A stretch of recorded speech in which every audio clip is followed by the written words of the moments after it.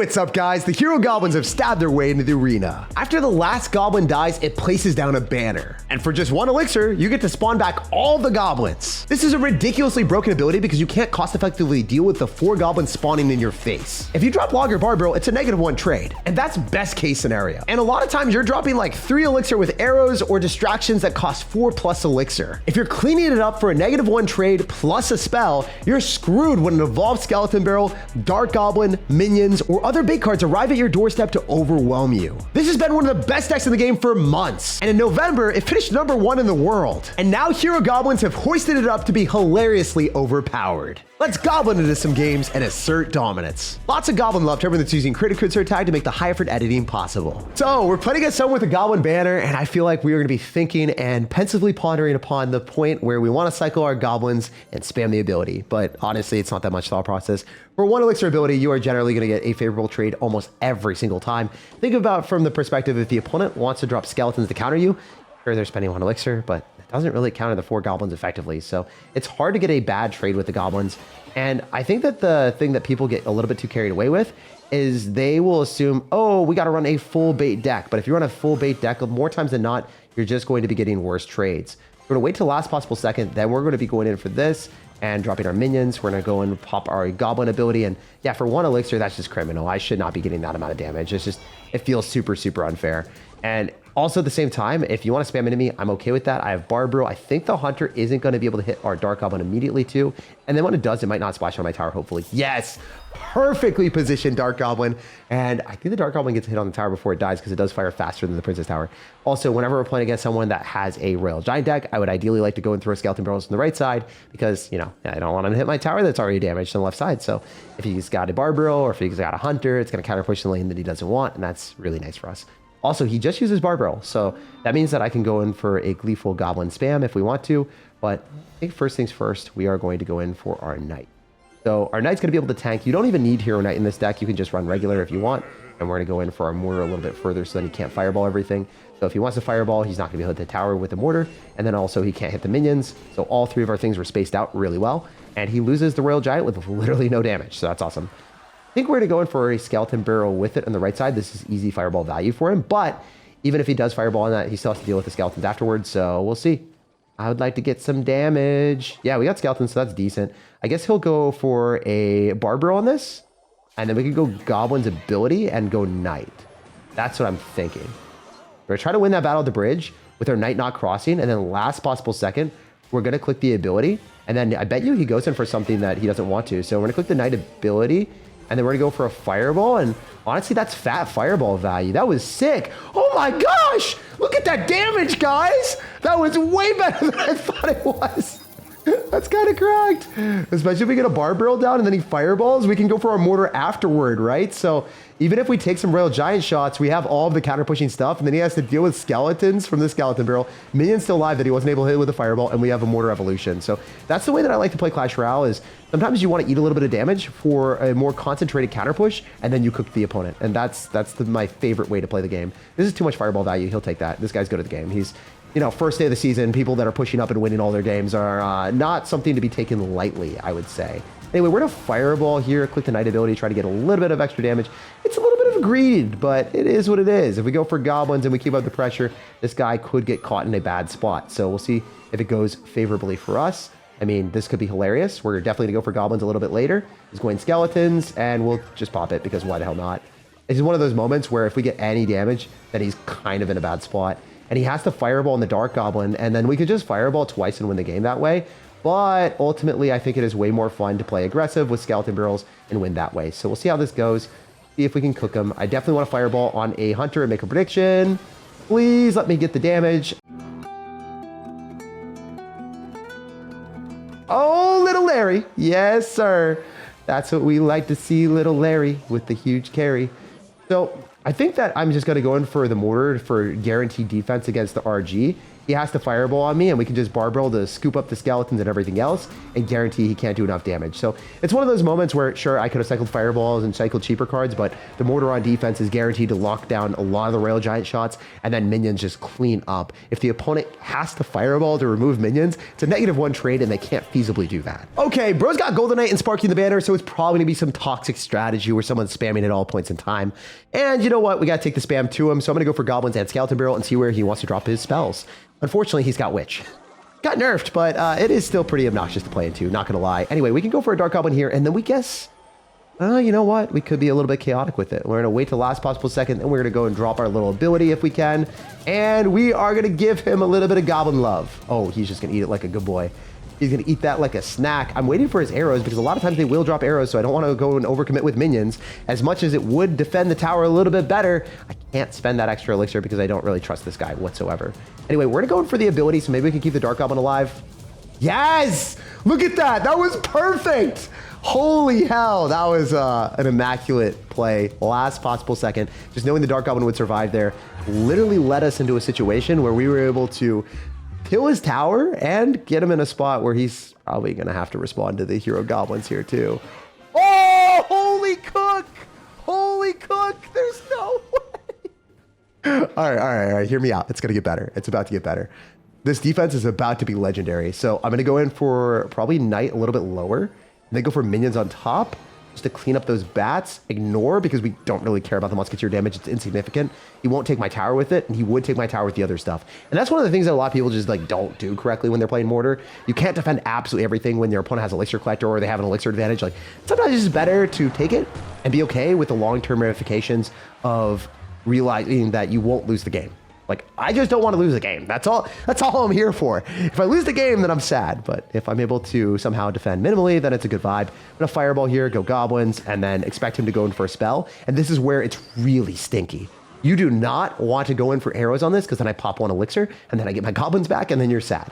So the Goblins are just way better on defense than they ever were. It's like a better Goblin gang as well, because you're getting Stab Goblins, which do more damage. And then if you're getting things that do more damage, you're literally spending the exact same amount of elixir. You're doing 2 elixir plus 1, and you're just getting more. It's silly. I don't get it. I don't know how Clash Royale decided that was a good decision. But yeah, we're just going to defend this and win the game. Oh, here he is. Let's see what you're going to do, brother man. If you want to go for a graveyard, be my guest. It doesn't even matter.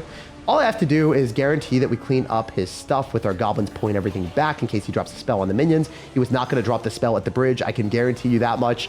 And yeah, very easy, reliable defense with literally 0 damage taken. And this guy must be malding. He might not be a very happy individual playing giant with multiple spells and witch and not able to even touch our towers.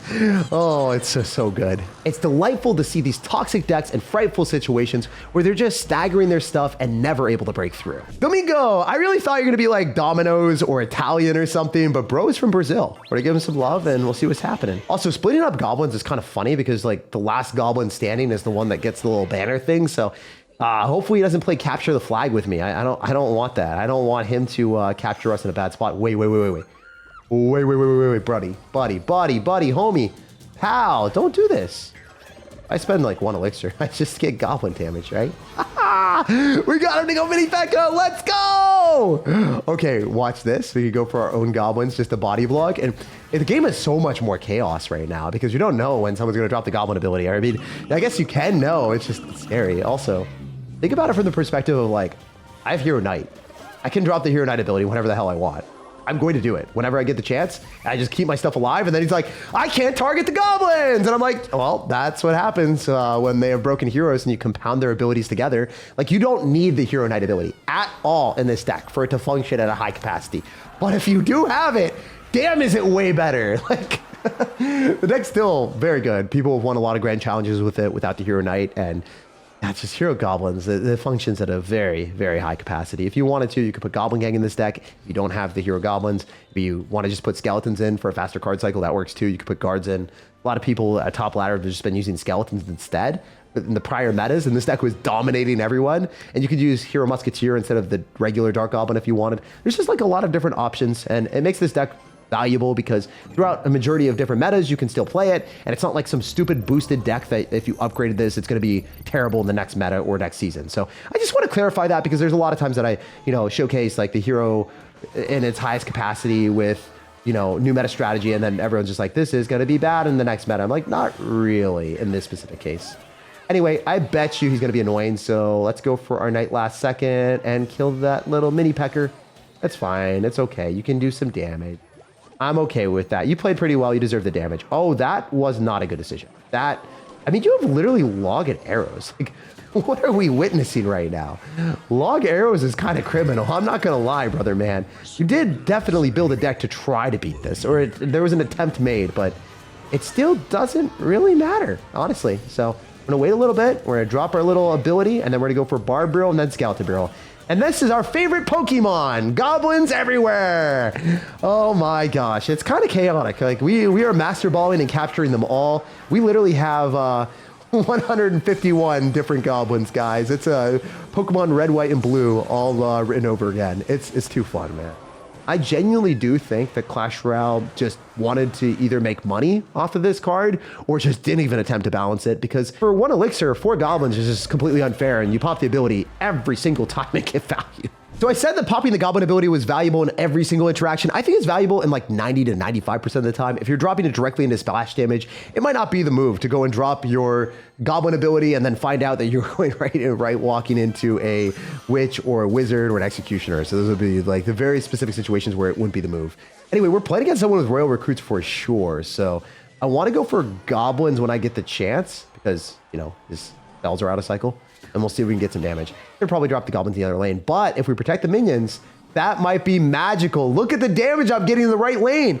Holy hell. He lost most of the fly machine too. And I could definitely pop the ability at the last possible second. I'm gonna wait. Now we're going to pop it. Give me the goblins. Yes, sir. So we got 3 elixir for 1. And we got tower damage. Tell me that's fair and you're lying. Clash Royale, you gotta nerf this card. Even at 3 goblins, I think it's still stupidly unfair. Also, we got arrows, so now he can't hit my Dark Goblin. So, like, think about it from the perspective of, like, unfair already.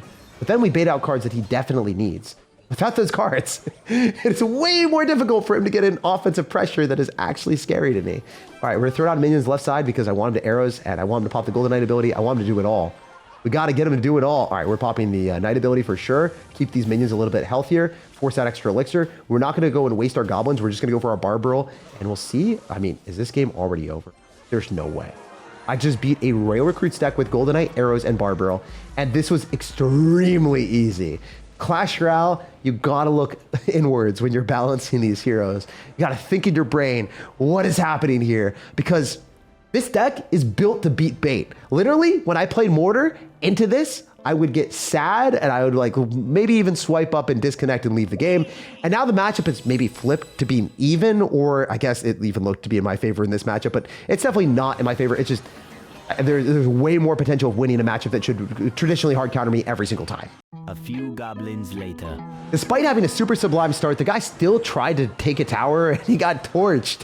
And now we're torturing him, taking the 3rd crown as well. So, I mean, this matchup should not be winnable, and we 3 crown. So I don't know what that's saying about this card, but looks to be good. Heisenberg, I don't want to say that name. Damn right. Okay, so we are going to be hoisting as much crap as we can at you. Throwing our Skeleton Barrel at the start is not ever a bad decision. Getting towards the evolution, especially when the opponent's cooking with the Chef Tower, I can't let him get too many pancakes. So Zap and Witch probably going to be multiple small spells. I would say like 9 times out of 10 when you see a Witch, it's going to be like Giant Graveyard, but I mean, maybe he's making some movement in the different direction. He's got Golden Knight, so that's way worse for me. Anyway, we go Goblins left side because I do not want to get mauled by a Golden Knight ability and then have nothing to show for it. Oh, that's awful. So we'll see what we can do here. I think I'm going to Barb Barrel and hit the Golden Knight and then also hopefully hit the Wizard and then get a good trade, but it's unlikely that this is amazing. Like, I was scared of him potentially popping the Wizard ability, so I went in for the Dark Goblin, and I was like, I gotta snipe that too. And then, you know, he didn't drop the ability, looking like a little bit of a fool. It's fine, though. It is what it is.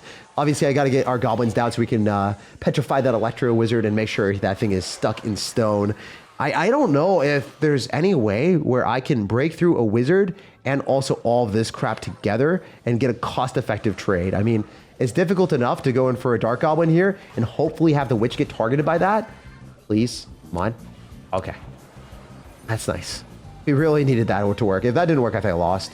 But I'm also Skeleton Barrel on the other side, so it's less appealing of a, target for him, but I guess it doesn't really matter. I can go Goblins, maybe get him to go drop the ability, and then drop a 1 elixir ability afterward. Is he even gonna do it? He doesn't even try. Bro doesn't care at all. What the heck? All right, well, that's fine. I'm gonna wait till the last possible second. Oh, I could go Knight too. I mean, it's too much elixir and single for us to do that. He'll probably wizard anyway. Let's drop it at the last possible second. Come on, Goblins, let's go! Yeah, we force a 4 elixir electro wizard and get 200 damage for 1 elixir. The math isn't mathing. I guess it just raises their bank account and raises the elixir spent by the opponents. That's how it is, guys.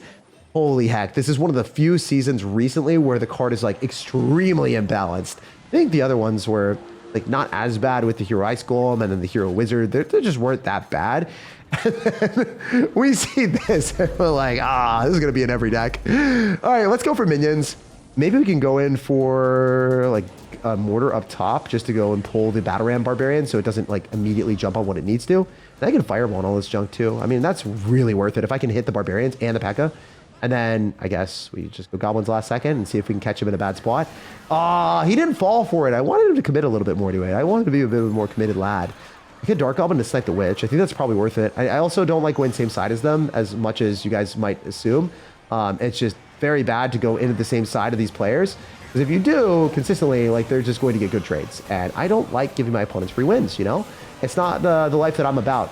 So the Wizard's gonna die. That's very nice because we can just safely go for Minions Fireball and then go Skeleton Barrel immediately. And then as long as we Bar Barrel here and get Goblins down, the P.E.K.K.A. isn't gonna hurt me. So yeah, ooh, that's level 17. That's really scary. So I'm gonna have to go Dark Goblin too. I just don't trust it. I don't trust those P.E.K.K.A.Chus. All right, let's go Knight. And then I think we gotta go right side still, even though we've done more damage in the... Okay, wait. Pop the ability and get Goblins. Maybe we can kill the Witch. Is there any way the Witch just straight dies? Dude, we slaughtered the Witch. There's no way. He has no dual lane pressure. He just has a P.E.K.K.A. on the right side. He probably has to go for Wizard in the left lane so they can't support his P.E.K.K.A.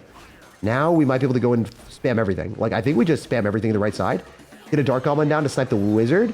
And then also possibly get a Goblin's ability after the Goblins are dead to get more Goblins. Yeah, this is it. This is it. And then we go for a Knight ability. The Witch targets the wrong stuff, hopefully. And we Fireball. Is he cooked? I think he's going to lose the Witch and then loses to the Knight. I think the Knight straight up does like 1,000 damage if he doesn't respond. Damn, I wanted that so badly. I didn't want to take the left tower, but I guess if you don't have Elixir for any other support cards and you freaking miss the zap, even if it did connect and the zapped, he was going to lose the tower to the Fireball because he let the Skeleton Barrel connect. So really fun stuff. Despite playing into a Witch Wizard Zap Electro Wizard deck, you're still able to find your way through because having the Mortar on defense makes you be able to defend their win condition. It gives you a lot more time, and it's way more reliable than all the other super spammy hyper bait log bait decks that I just can't find consistency with when I play against hard counters. Goblins, stab the like button, subscribe for more daily content, and have an amazing rest of your day.